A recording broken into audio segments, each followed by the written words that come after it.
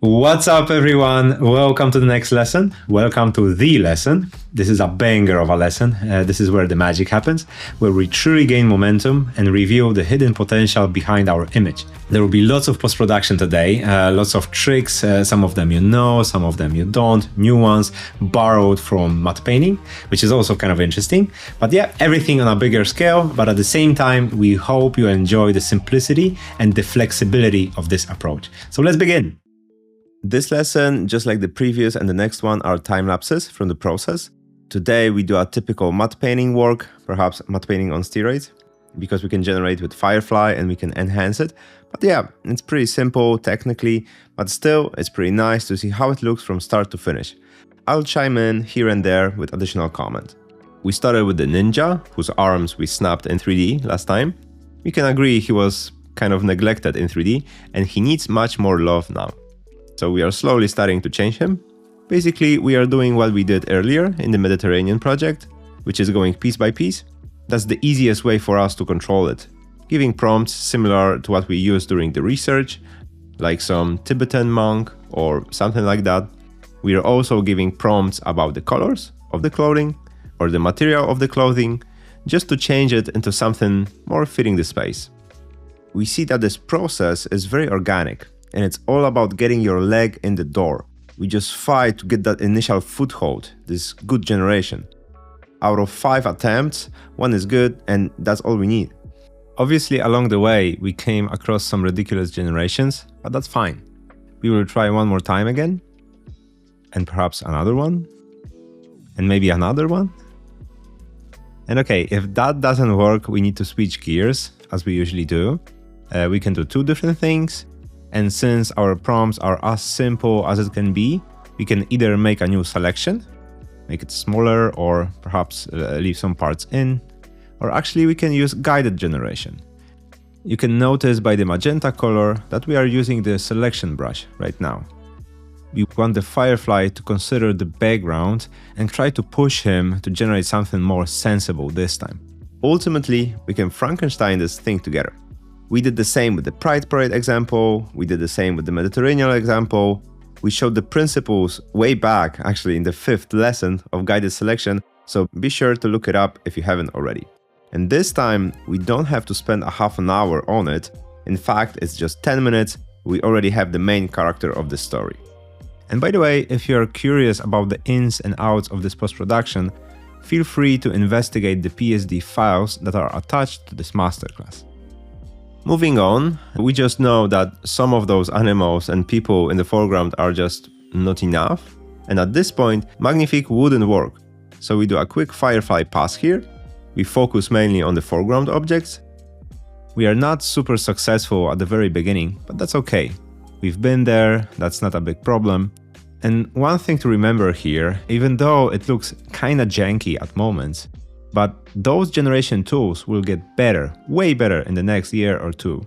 And what will remain the same is how we operate between 3D and AI. You can go through 3D stage as quickly as possible and still fix it in post and have those incredibly unique worlds as we have right now. Okay, anyway, finally we get into a good enough place and we can move on. The next up, and this is an important thing, generally, it's a good idea to do a quick test run with Magnifique or any creative upscaler of your choice, just to see how it handles the scene. Does it hallucinate? Does it work? And believe me, there's a big potential for hallucinations in a scene like this. Most of our assets are pretty blurry, so yeah. So we run to Magnifique, standard settings of creativity at 3 and HDR at -1, and that pass gives us an overview of what's okay and what's not. We also try to get it more creative freedom to Magnifique, creativity at 5 and lower the resemblance. And afterwards we can see how the image behaves. We focus mostly on the faces and the animals. We just look if they don't turn into an undistinguishable mess. But yeah, we make like a mental note of those areas which are problematic and target them with Firefly later. And here we return to the second main character, the Yak, who was previously just some model from like 10, 20 years ago, like from GTA 3. We see that some of those generations are a bit more comical, some less so, and the whole process of generating something meaningful does require some curation, understanding what's good and what's bad. And once again, history repeats itself for the third time. After some generations, we get the face, we remove the horns and place it on top, and at some point, it just clicks. Next up, we improve the fabrics.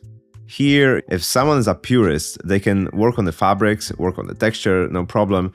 But since that part stays in the shadows, all you need is actually some additional detail, almost like at a subconscious level. We just want to match the detail frequency to the rest of the scene. But on the other hand, we cannot leave them plain simple, especially in the foreground. Large patches of plain white diffuse don't work in our favor, so it's nice to add some kind of visual distraction. Magnifique will blend it all into a nicer mass later on. Moving on, we just had a round of generating interiors. In this case, we are using selection brush technique. Also, there was some lazy brushwork when we tried to help Firefly add some lights inside, whether it was supposed to be candles or something else. This experiment wasn't that perfect, but ultimately we get something that simply imitates some detail in the interiors.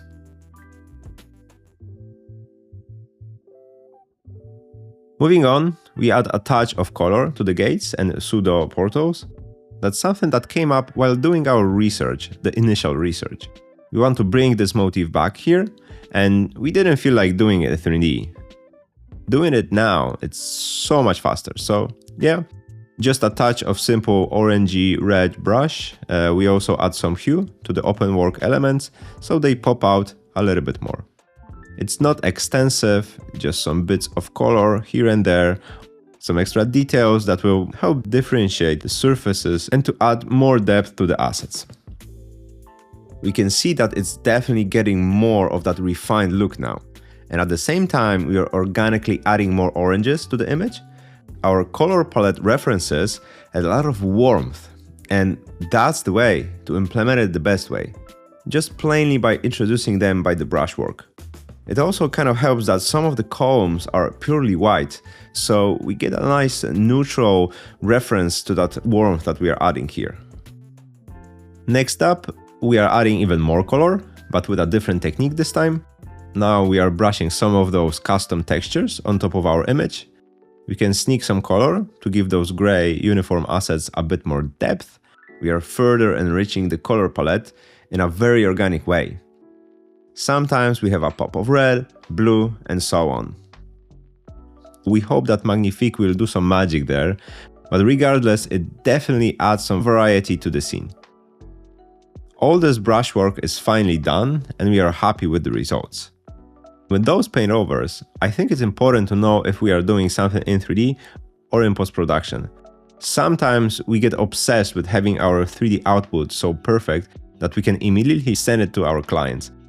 But very often, that comes without time cost. You can do many things in post-production and save yourself a lot of time. Anyway, we caught up to our initial plans. And at this stage, there's something very, very interesting. We take people and just blatantly change their colors.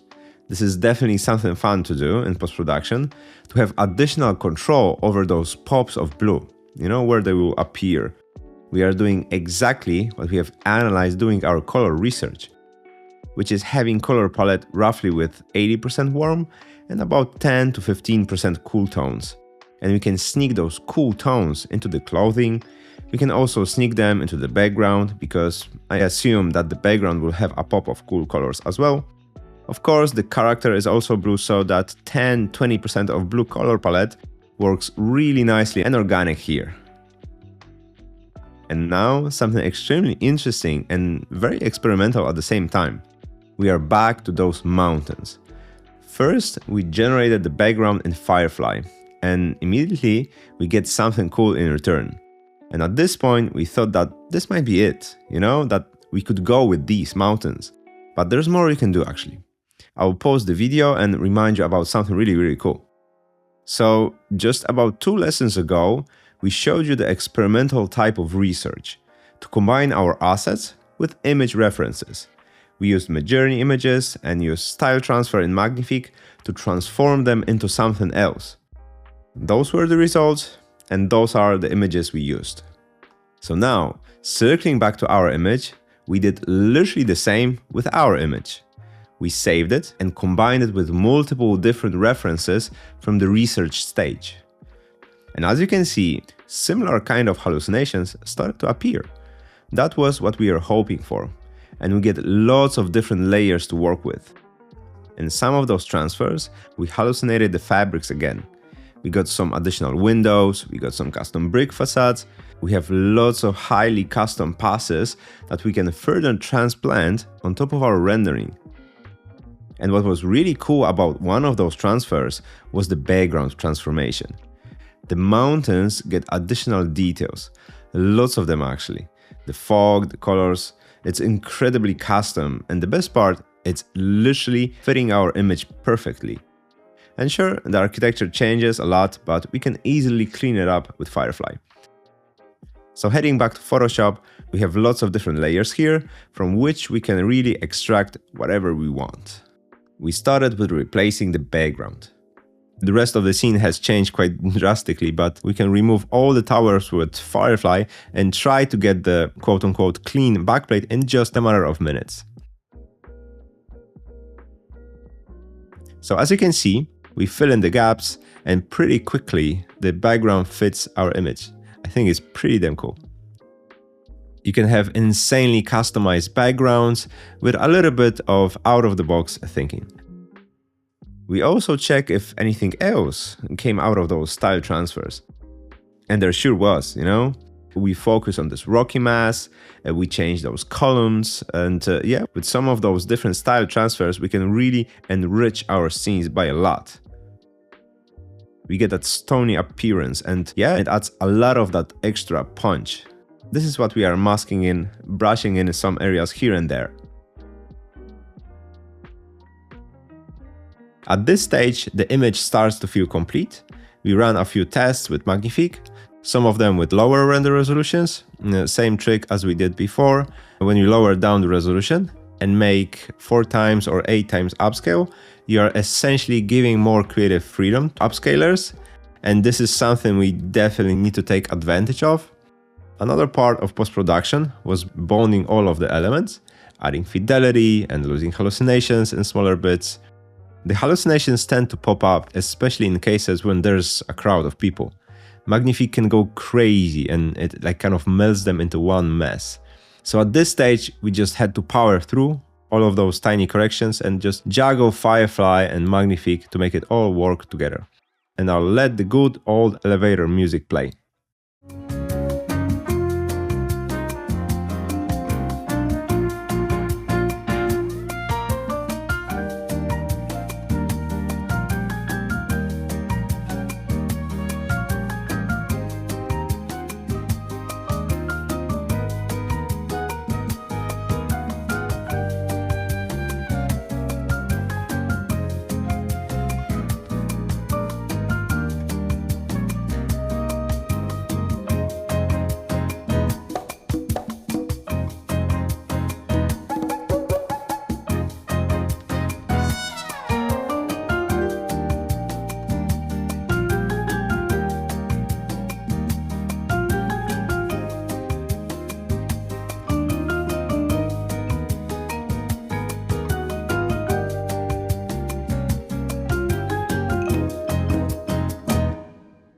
Phew, that was something.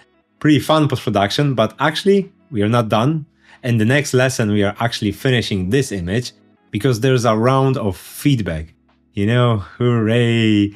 Everyone likes to go back and change their images. So yeah, see you there and see how we handle it.